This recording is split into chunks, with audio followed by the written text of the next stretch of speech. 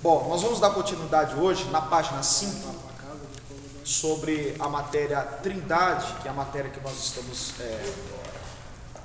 estudando hoje. Trata-se da segunda aula. Então você que está em casa, eu estou sentindo falta das visualizações das pessoas que não podem vir.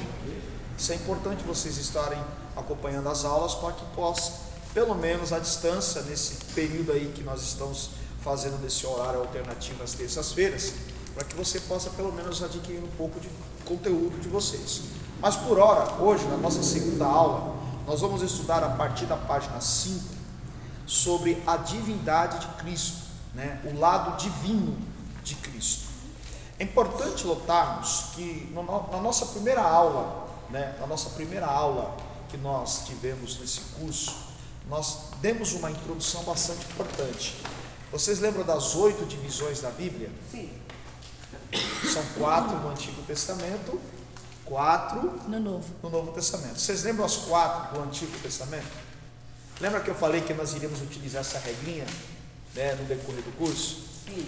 As 4 divisões do Antigo Testamento: Pentateuco, os livros históricos, os livros poéticos e os livros proféticos. No Novo Testamento nós temos os biográficos, a história, a parte histórica do Novo Testamento, as doutrinas, que são as epístolas, e a parte escatológica, que é o livro do Apocalipse. Mas quando nós havíamos falado sobre os livros biográficos, nós falamos dos 4 evangelhos. E os 4 evangelhos, né, falam do principal personagem da Bíblia, do Novo Testamento. Qual é o principal personagem? Jesus, Cristo. Porém, cada evangelista, dentro da sua ótica, vai falar de uma particularidade de Cristo. Eles vão falar, os 4 evangelistas, Mateus, Marcos, Lucas e João, eles vão falar do mesmo personagem. Eles vão falar sobre Jesus, eles vão escrever sobre Jesus. Porém, cada um vai pegar um aspecto de Cristo para colocar no seu evangelho. Por exemplo, Mateus ele é judeu, e a principal virtude do evangelista Mateus é apresentar o rei Jesus. Ou seja, como ele era judeu, ele precisa apresentar o rei Jesus para os judeus. E como é que ele faz isso? Contando ou relatando a árvore genealógica de Cristo. Por exemplo, Mateus capítulo 1 narra a história da família de Cristo, geração de Jesus Cristo, filho de Davi, filho de Abraão. Aí ele vem falando as descendências, os ancestrais de Jesus até o seu nascimento. Ou seja, ele, para provar para os judeus que Jesus de fato tem direito ao trono de Israel, ele vai falar simplesmente que Jesus é da descendência de Davi e da descendência de Abraão. Só aí ele já prova para os judeus que de fato Jesus é rei. Então, a principal finalidade do evangelista Mateus é apresentar Jesus como rei. E aliás, a expressão que mais se repete no evangelho de Mateus é o reino dos céus. O reino dos céus. Isso é um ponto. Quando você vai ler o evangelho de Marcos, você vai ver que Marcos vai falar do mesmo Jesus, porém ele não vai focalizar Jesus como rei. Marcos vai focalizar Jesus como servo, e vai falar para os romanos. Já é um público diferente. Mateus fala de Jesus como rei para os seus compatriotas judeus. Marcos vai falar de Jesus como servo para os romanos. Por que para os romanos? Porque Roma está governando o mundo antigo, escravizando, né? Roma, Itália, mandava no mundo. E isso é tão importante, por quê? Porque quem governa Roma são os Césares, os imperadores. E os imperadores eram tidos como rei, né? Como dono do mundo. E isso vai contrapor, porque Marcos ele tem a finalidade de apresentar um Jesus como servo, na contraproposta daquilo que Roma gostava de fazer. Enquanto Roma vinha com a sua prepotência enquanto os imperadores vinham com a sua arrogância, com o seu poderio, se achando Deus, aí vem Jesus, que é Deus em forma de servo. E a melhor forma de entender isso é que quando você começa a ler o Evangelho de Marcos, os seus 16 capítulos, você vai ver Jesus em atividade. Você não vai encontrar Jesus parado no Evangelho de Marcos. Jesus está curando, está ensinando, está pregando, está operando. Você não vai encontrar Jesus inativo. Você vai encontrar Jesus no Evangelho de Marcos em movimento, né? Aliás, essa é a ideia de igreja, organismo vivo. A igreja não foi feita para estar no estado de inatividade. A igreja foi criada para estar em estado de atividade. Obrigado. Atividade. Por isso que nós somos chamados por Paulo de organismos vivos. Aqui ninguém é um parasita morto, né? É por isso que numa igreja, num templo, tem a rotatividade. A rotatividade, né? Quando fala-se de organismo vivo, é que a igreja está em movimento, né? A partir do momento, como é que se caracteriza uma igreja que parou? Quando não tem almas que se rendem a Jesus. Quando a pregação já não é mais a primazia. Ou quando não oram para Jesus. Ou quando não oram para Jesus. Então, são indícios de que uma igreja está perdendo a sua vitalidade. Fria. Mas aí nós aprendemos no Evangelho de Marcos que Jesus está em movimento. Já Lucas vai falar do mesmo Jesus. Porém, ele vai falar para os gentios. Por que para os gentios? Para os estrangeiros. Para aqueles que não são da nação. Ele vai apresentar um Jesus humano. E a expressão que mais se destaca no Evangelho de Lucas é o Filho do Homem. E essa expressão, o Filho do Homem, a princípio não tem nada a ver com Deus. O Filho do Homem é literalmente o homem José. Por quê? Porque Lucas vai enfatizar a humanidade de Jesus. É no Evangelho de Lucas que você vai encontrar traços de um Deus humano, suor se transformando em sangue. Você vai encontrar no Evangelho de Lucas Jesus tendo sede, Jesus como uma criança normal se desenvolvendo. Lucas vai dizer que ele crescia em estatura e em conhecimento, características humanas. Você vai encontrar no Evangelho de Lucas aspectos humanos de Jesus. Ou seja, essa mensagem dos 24 capítulos do Evangelho de Lucas traz uma ideia de que um Deus que entende o homem. Porque se você for ver bem as páginas do Antigo Testamento, você não vai encontrar Jesus chorando. Ou melhor, Deus chorando. Sim. Você não vai encontrar Deus em fraqueza. Você vai encontrar um Deus El Shaddai, Senhor dos exércitos, no Antigo Testamento. Deus no Antigo Testamento, quando olhava para o povo e não entendia, olhava para o povo chorando, sofrendo, não entendia. Por quê? Porque o choro, o sofrimento é resultado de pecado. E Deus nunca pecou. Só que esse lado do sofrimento do pecado, Deus nunca sentiu, porque ele não peca. O que ele tem que fazer? Mandar o Filho. É o Filho que vai sentir e absorver tudo aquilo que os homens sentem.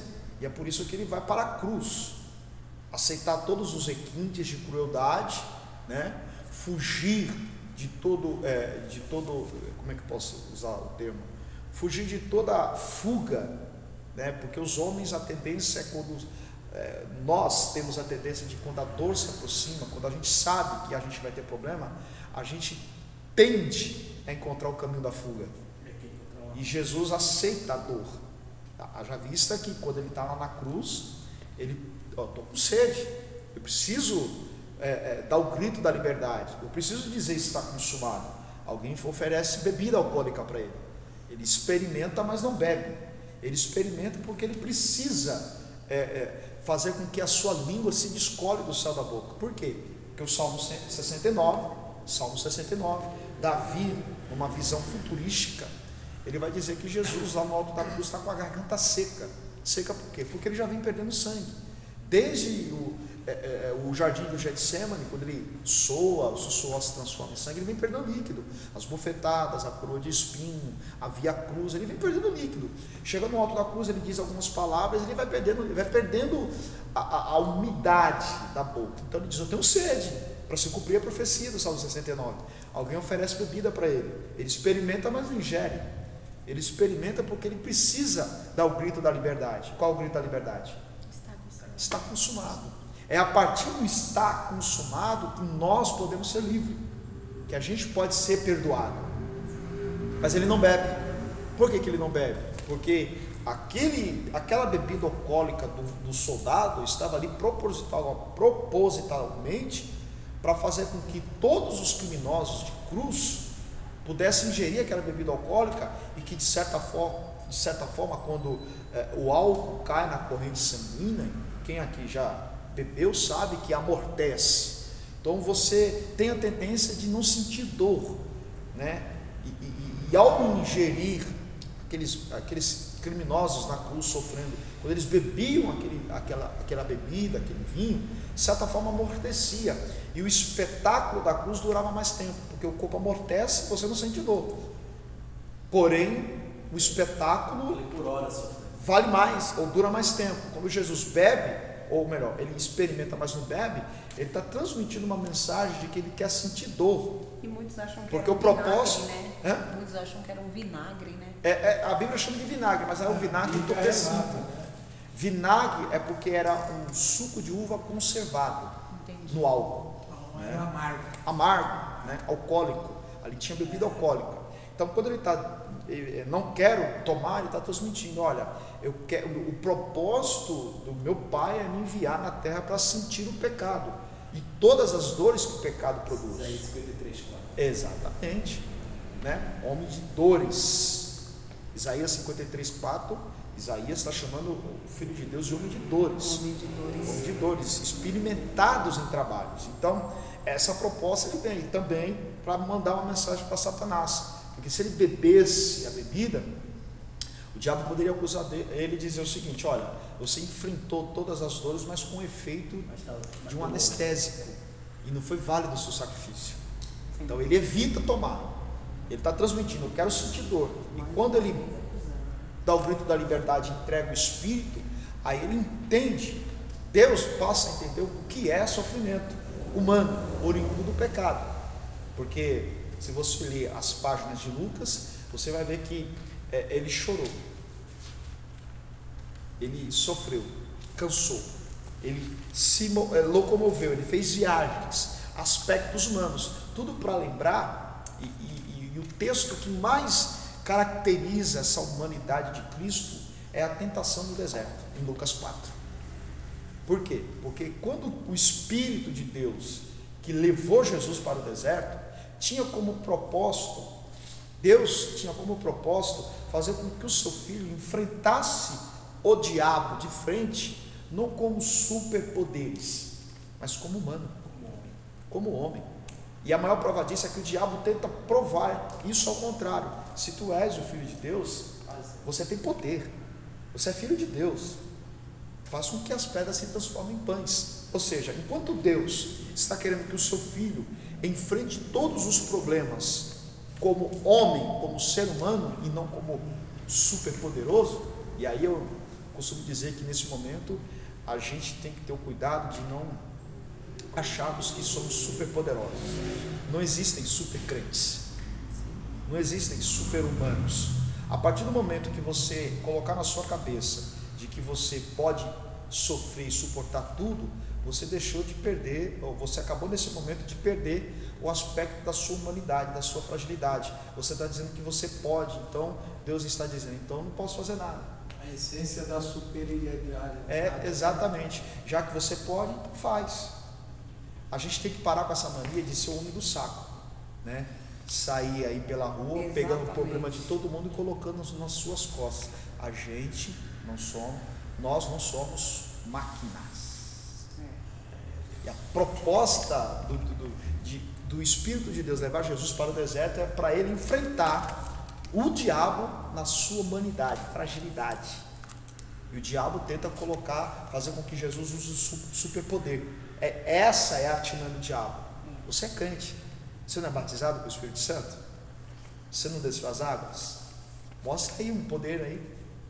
Essa é a proposta do diabo. O diabo, quanto mais você entender que você pode levar tudo no peito, na raça, você está fazendo a vontade do diabo. O diabo está dizendo, é isso mesmo que eu quero. Ou seja, você, nesse estado, você está dizendo para Deus que você não precisa de Deus para resolver os problemas. E aí Jesus tira a mão. Então vai sozinho.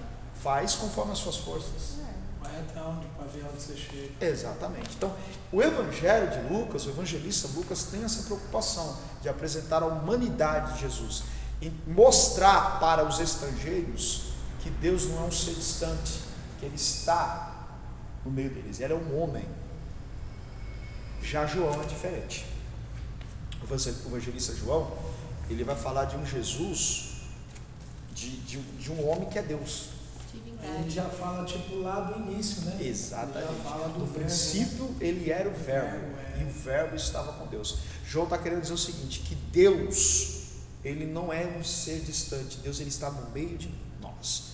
Enquanto Lucas fala do homem Deus, João vai falar do Deus, do Deus humano. Lucas fala do Deus humano, João fala do homem Deus. E aqui João apresenta a sua divindade, que é o assunto aqui da matéria, a divindade de Cristo. Quando eu falo de divindade de Cristo, a gente tem que entender que um dos aspectos da divindade de Cristo é que Ele é santo. Ele é o segundo ser da Trindade que traz essa característica de divino, não que as outras não sejam, de divino. E qual é o aspecto de um Cristo divino? Por exemplo, João, se você prestar bem atenção, os 21 capítulos do Evangelho de João, vai nos apresentar um Deus que está perto. Deus não é um Deus distante. E a maior prova disso é que João, olha só que coisa fantástica, João vai explicar para Moisés aquilo que Moisés não entendeu na sarça ardente. Olha que coisa importante. Vamos voltar ao texto lá de Êxodo 3. Quem leu já Êxodo 3 sabe do chamado de Moisés na sarça ardente. Moisés está cuidando de ovelhas, de repente ele vê um arbusto pegando fogo que não se consome. Ali é a representatividade de Israel. Israel é comparado àquele arbusto. Pega fogo, mas não se consome. Sim. Né? Aliás, a gente entra e sai culto nesse mesmo aspecto. Pega fogo, mas não deixa de ser consumido. Porque uma coisa é pegar fogo, outra coisa é você deixar ser consumido pelo fogo. Porque o que pega fogo uma hora apaga. Exatamente. Ser consumido, você vai sendo consumido. O que é ser consumido pelo fogo? Continuar queimando. A chama nunca se apagar.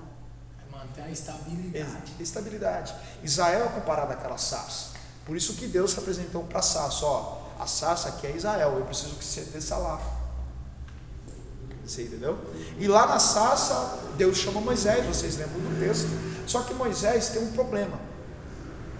Ele estudou 40 anos. Ele viveu 40 anos em todas as ciências do Egito. Ele conheceu todas as divindades do Egito. Para Moisés, o rio era um Deus. A rã era um Deus, porque ele aprendeu, ele absorveu essa cultura.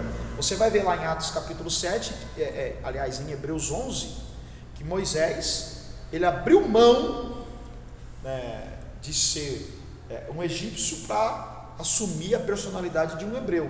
Ou seja, ele abriu mão de todas as ciências do Egito. Quando a Bíblia fala que Moisés ele aprendeu todas as ciências do Egito, isso aqui inclui astrologia, arquitetura. Por quê? Sim. Por que astrologia? Porque ele conhecia os deuses egípcios. Por que arquitetura? Porque ele foi a construção.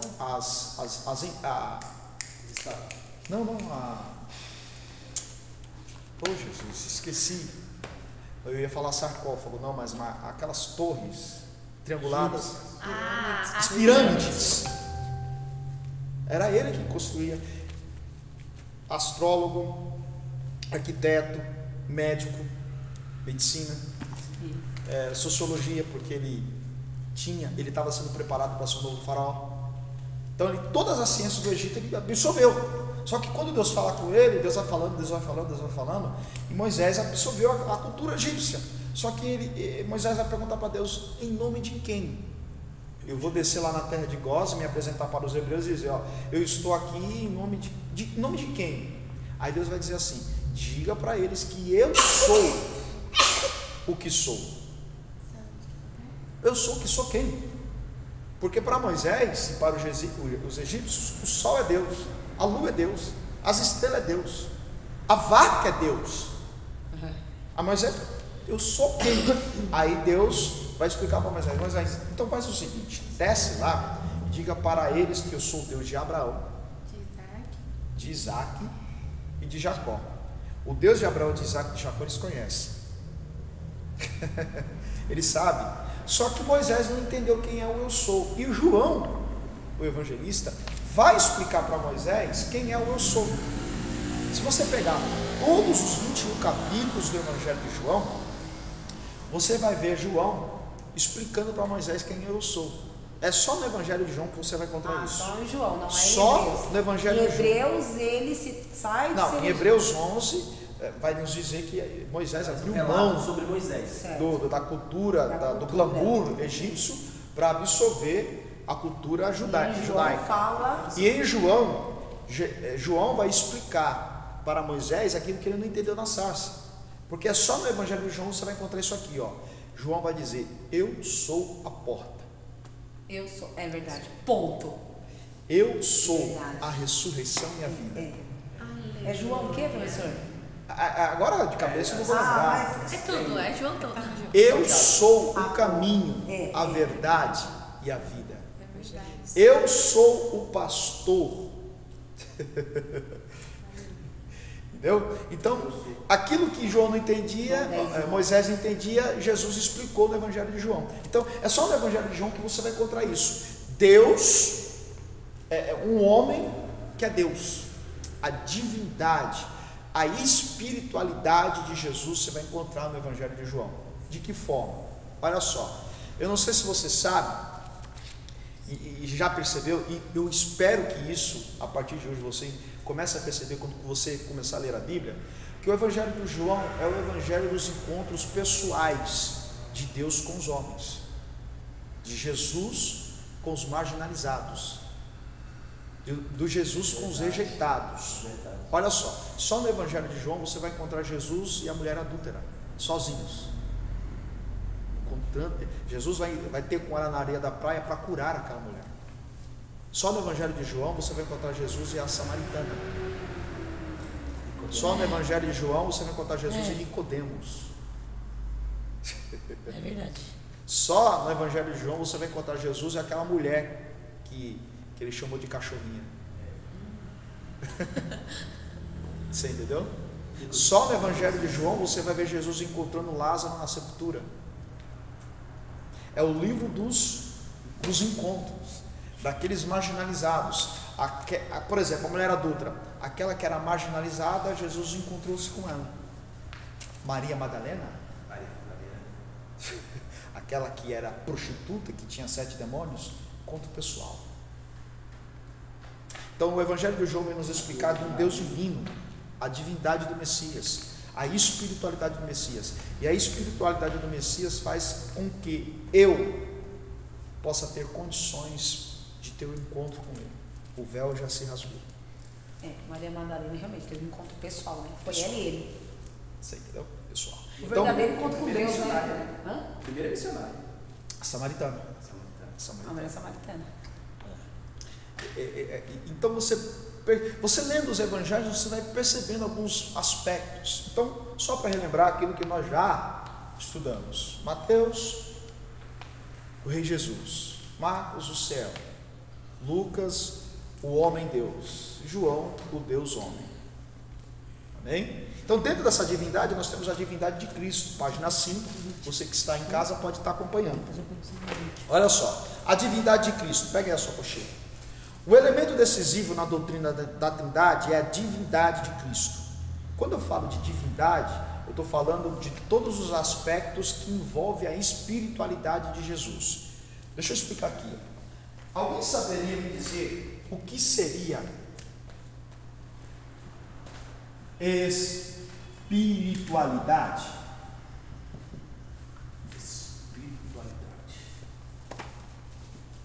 que é espiritualidade? É o grau que você se encontra. De relacionamento com Deus, Intimidade, né? Fidelidade, Intimidade. A intensidade que você se encontra com Deus. Sim, é um relacionamento, né? Sim. Um contato com Deus. Só que o que a gente não pode fazer é medir a espiritualidade de alguém pelos movimentos externos, pelo volume da voz. Sim. Vamos analisar alguns aspectos da espiritualidade de Jesus que tem a ver com essa divindade de Cristo na Trindade. Por exemplo, vamos pegar simplesmente aspectos simples do que é uma vida, uma espiritualidade de vida. Como que eu faço para ter a minha espiritualidade? A primeira coisa que eu tenho que fazer, pegando o exemplo de Cristo, é se aproximar de quem é rejeitado. Por exemplo. Exatamente. Eu estou exercendo a minha espiritualidade. A minha espiritualidade diz que eu tenho que buscar aqueles que não fazem parte do grupo. Eu acho que acima de tudo, professor, é obedecer. Envolve uma série de aspectos, mas vamos pontuar a partir do modelo de Cristo. Mas se eu me aproximo de alguém, eu estou obedecendo o que Cristo me ensinou. Sim, claro. Né? Se eu estou obedecendo, eu vou amar. Se eu estou obedecendo, eu vou ajudar. Se eu estou obedecendo, eu vou apoiar. Se eu estou obedecendo, vou dar minha face. Se eu estou obedecendo... É a obediência que vai gerar a situação Sim. na qual você vai se deparar. Aquele irmão que não se dá com você, você vai se aproximar. Exatamente. Ah, mas eu vejo ele aquela falando ou pessoa fazendo introvertida. de mim. Eu vou me aproximar. A face. Essa é exercer a espiritualidade. Ir atrás das pessoas que não fazem parte do grupo. É. Vamos pegar pelo modelo